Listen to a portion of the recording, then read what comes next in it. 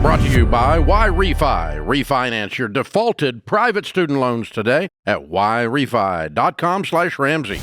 All right. Today's question comes from Carl in Georgia. He says, I'm very disappointed with what you advise regarding combining all funds together when married.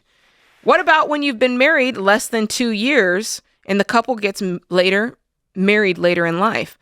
My wife showed me your video and says she wants her name added to everything I have. Do you think I'm supposed to put her name on everything I had before marriage and then she gets half of that if we divorce? This caused a major problem and she has moved out. No man on earth would give everything he had before marriage in his wife's name. Please explain yourself. I love this question so much from Carl. Listen, Carl, I'm going to have to take a quick breather because Carl is making me mad. I just love that Carl in the question blaming us for the dissolution of his marriage is very telling about how Carl acts in his normal everyday life. Carl, I'm going to tell you, just because something is your second marriage doesn't mean it should be it's a marriage is still built on the same things. A good marriage is still built on the same things. It's still trust, right? There's still those levels that need to be there. So clearly, even in your second marriage, you're like, there's something about this woman that I don't feel like I can trust her because you're not willing to share your finances with her. You're not willing to put her name on your assets, and you're already anticipating a divorce because you're saying, well, what will happen when we divorce?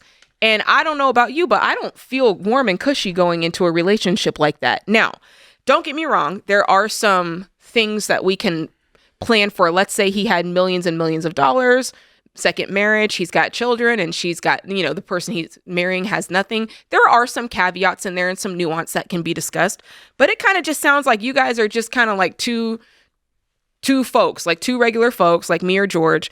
And it sounds like Carl was already on thin ice, and then she saw this video and went, hey, here's what these Ramsey people said, and that sort of exposed the deeper issues in the marriage, and he didn't like that. If she said, hey, I want to combine everything, and that made you mad, you must have given her the smoke for her to just up and move out, is what I'm saying. So you already were feeling some type of way about this whole idea. So the problem, my friend, is not with George or I.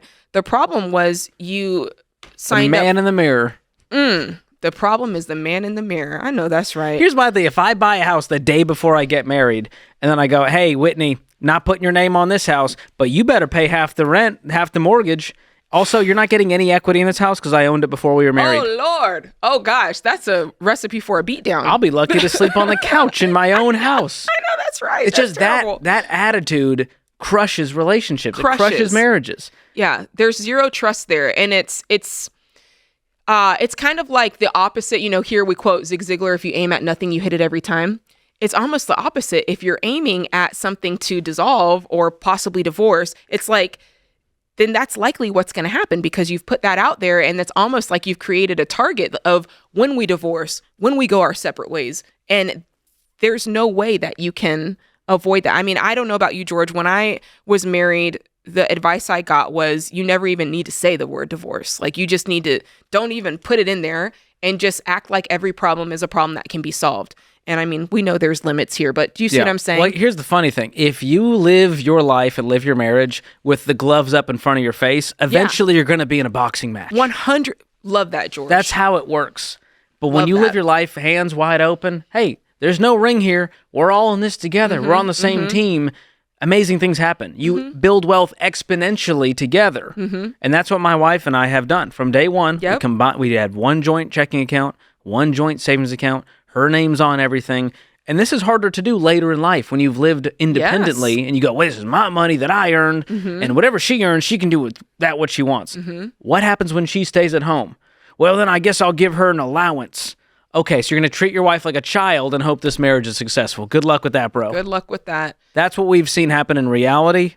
So, Carl, I'm sorry that I really hate that this is happening. I hope there's hope for this marriage.